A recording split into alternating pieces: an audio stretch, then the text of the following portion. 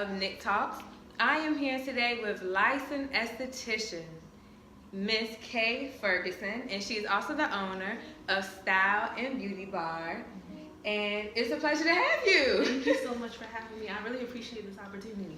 Yes, me and Kay, we have met actually on social media, and so that's why doing this series, she has to be the first person that I reached out to.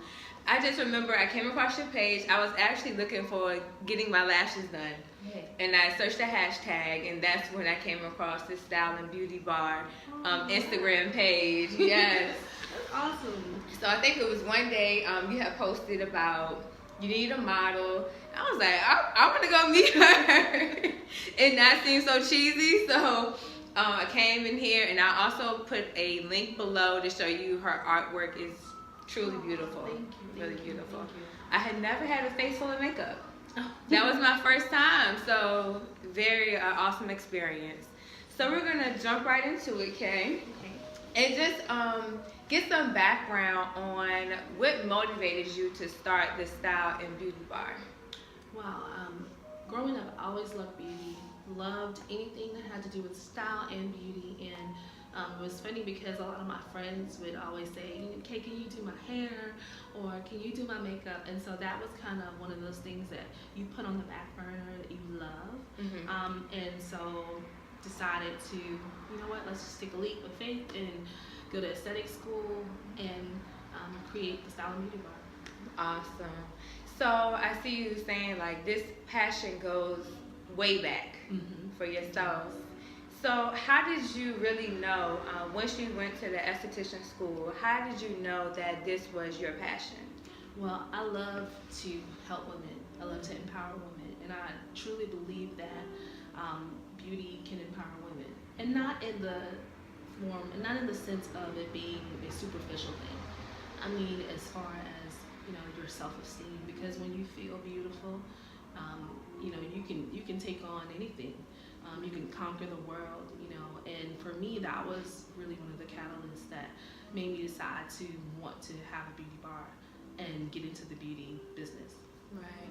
And I agree. I think sometimes as women, like, we can judge other women, especially like, oh, she wears too much makeup, or she wears makeup all the time.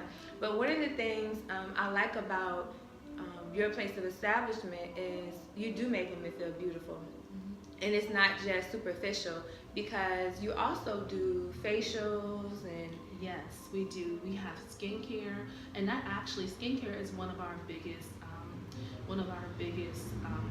options. We are excited to be able to announce that we have hydrofacial services. We have customized skincare services that not just focus on the actual facial itself, but actually getting to corrective skincare, correcting some of the issues that we have with our skin. And so that's really important for me, that you get results-driven skincare, not just skincare that'll, makes you feel good, but actually results after getting your skin cared for. Nice. I know, being an African American woman and a little more melanin than the usual girl. Me too. I do suffer sometimes from oily skin. I went through like a period of time where I was going through like really bad breakouts and the hyperpigmentation after the breakup. So I saw you, I said, I have to go get a facial. So that's next. I really want to try the hydrofacial. I would love to do it. And that's the thing too, because I've experienced it myself. That was one of the, definitely one of the catalysts behind me really delving into skincare. I had horrible cystic acne with my last pregnancy. I just had a daughter 3 months ago. Congratulations. Thank you. And it was one of those moments in my life where I felt so ugly. And that's sad to say that we kind of reduce ourselves to just the outside, the exterior. But honestly, I did. And it made me want to help women. It made me want to encourage women, because, it does start first with just our skin. Right. And how we care for it. That's true. We have to have, before you put on foundation, you definitely have to have a good foundation to apply the makeup to. So the part about cystic acne, I do get what you're saying when you say it makes you feel ugly. Yeah. You know, I went through it, and I remember I had got to the point where I had stopped taking selfies. I used to be like selfie queen, like especially in my car, and I had just stopped because, you know, you put a little powder on, but I can still see this army of little. And it leads to a cycle of you wanting to put on more makeup and more makeup, but that doesn't help.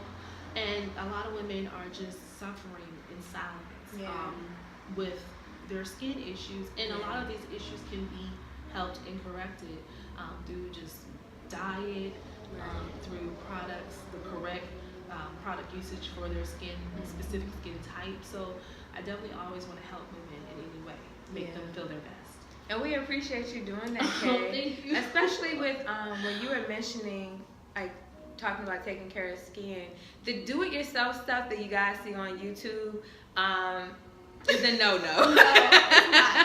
So, I'm thinking of the nice way to put it, but it is a no-no because sometimes that baking soda and other things combined can be a harsh chemical. I see so much crazy stuff that people are like, you know, you have a lot of DIY gurus and YouTubers, and I'm not, you know, no disrespect to people that are really out there trying to promote good, healthy skincare. However, a lot of those things have the worst effect. You know, like using coconut oil on your face. Yeah. It's actually counterproductive. So don't use coconut oil on your face. You heard it from a licensed esthetician. She's right. On your body. She is right. She is right. Because I tried it one time and I just got a bigger problem than I already had. So another thing I wanted to know, Kay, was what challenges have you overcome within as well as exterior in your journey of owning your own business? Wow, that's a really, really good question. I think the biggest challenge that I had to overcome in myself was learning to be comfortable with being uncomfortable. Wow. For me, you know, going through life, I think everybody kind of feels like, you know, you get into a routine and you feel comfortable with your day-to-day activities, your job, your life, whatever. And when I embarked on this journey, I had to learn how to be uncomfortable with being comfortable. That's actually profound. Yeah. Well, actually the other way around, comfortable with being uncomfortable. And so with that being said, you know, is learning that you don't know everything. You're constantly learning. You're constantly growing. Every day I learn something new. I'm always pushing myself to go to the next level. And so for me, that was really one of the biggest hurdles that I had to overcome. And you saying that when you said how being uncomfortable and that you don't know everything, if you ever get a chance to come by and meet Kay, your spirit, she has a humble spirit. And sometimes you don't find that too often when you go to different places of business. But it's that humility that shines through when I first met you, even to this day. Thank you. And that makes a big part because I think sometimes people get so caught up on everybody wants to be a boss, everyone wants to be a CEO, and I commend you. Yeah. But there's so much more. You know, you cannot get to that level until you can actually say, I don't know. Yeah. You know. And it's about aligning yourself with people that do know. Mm-hmm. So, you know, you may have areas that you're really, really awesome in, you know, and then there are some areas that we just all kind of need help. Right. And so leadership is about learning how to figure out strengths and weaknesses and saying, okay, well, you know what, this is one of my strengths and this is maybe one of my weaknesses, but let me align myself with someone that, you know, can help me in this area. Right. And so for me, that was one of the biggest things that I've learned about entrepreneurship. And I think that's something that hopefully viewers, if you're looking to start your own business, that you can take into account some of the advice that Kay's given us today. And so one last question for you. Yeah.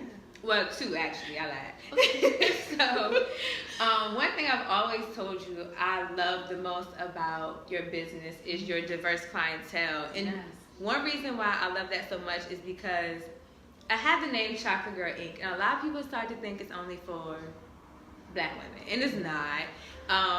It's really for women of all backgrounds, all shades, all flavors. It is very important. We had talked earlier about how we're women and we all go through the same things. So When it comes to your diverse clientele, what are some of the benefits that you've experienced? Oh my God, it's amazing. I get to meet, well, first and foremost, I feel like I have the best job in the world.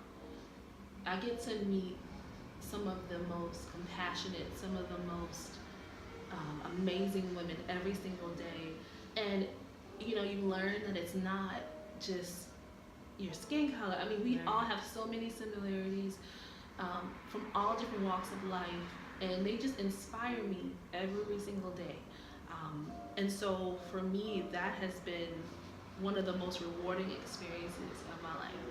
Meeting different women, different skin, different. It's amazing. So I'm just excited, and every woman that walks through the doors, I'm excited to meet them, and I'm excited to hear their journey and hear their story. Mm-hmm. And so for me, that's huge. That's nice, especially their story, because a lot of times when you hear someone else's story, like you immediately think like how you can relate, Mm-hmm. you know, to their what they've been through or what they're going through currently. Yes. And the good thing about women, when we can come together, it's kind of like not just African American, but when we come together just as women, period. Yeah. We can really be a shoulder We're for each unstoppable. other. Unstoppable. Like females are the future. Yes. If you don't know it, you know it. You Right. understand that. Like females are taking over. They are. And we have the opportunity to just grow in multitudes of ways, and we also have the ability to empower each other. Mm-hmm. And so that is one of the most important things for me, is women empowerment and empowering each other. Nice. And now this is the last question, Kay. Yeah. I know for me, and this could be too personal or not, however you want to answer. Okay, so for me, I'm just jumping back into my business, right? Mm-hmm. So I did go through a period where, you know, I was kind of like in a dark space, and I had some really tough days, and getting to the point of like pulling myself, you know, out of bed and back into it was hard. Mm-hmm. So my question is to you is, what do you tell yourself, or what do you focus on, like especially on those tough days? Because we all have them. We get busy, life happens outside of our business. So what do you tell yourself when that happens?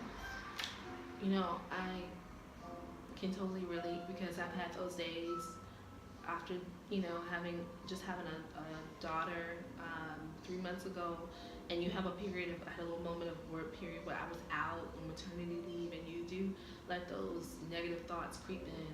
Oh, are you good enough? You know, will you be able to go to the next level? And what I tell myself every single day is, there is somebody out there that is less talented than you, and the only difference is they're pushing harder.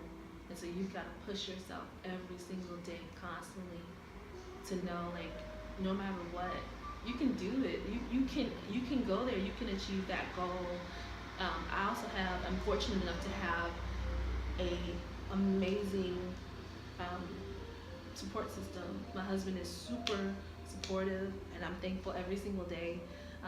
You know, we're not just partners in life, we're like partners in business, but everything. And then the biggest thing for me too is knowing that I have my daughters watching me. And so for me, that is one of the biggest catalysts behind my motivation. Yeah. I have to push. I have to keep going. I cannot allow anything to stop the goals that I have for my life and for our life. That's awesome, Kay. And not only your daughters, you're setting a great example for them, but also for your community. Oh, thank you. Kay is right here in my favorite area in Virginia, the 804. She is right in Richmond, Virginia. If you want to give a shout out of your location. Yes, I am located centralized downtown, 212 East Clay Street. We are right across the street from the Richmond Convention Center. So come by and stop by and say hi, and I'd love to meet you. Yes, and also I will include a link too, taking you to a video where Kay did my lashes. I really love it. Just think it, and Kay can do it. I'm telling you. Sometimes I come in here, I'm like, oh, I want classic. Oh no, I want a little extra today, but classic at the same time. She was like, okay. And she gets it. Oh, She gets it. So I want to thank you so much for allowing me this opportunity. If you haven't already, please like and subscribe. Also, if you know any business owners, especially women in the 804 area, please drop their names below and I'll be sure to reach out to them to have them on the next episode of NikTalks. Thank you.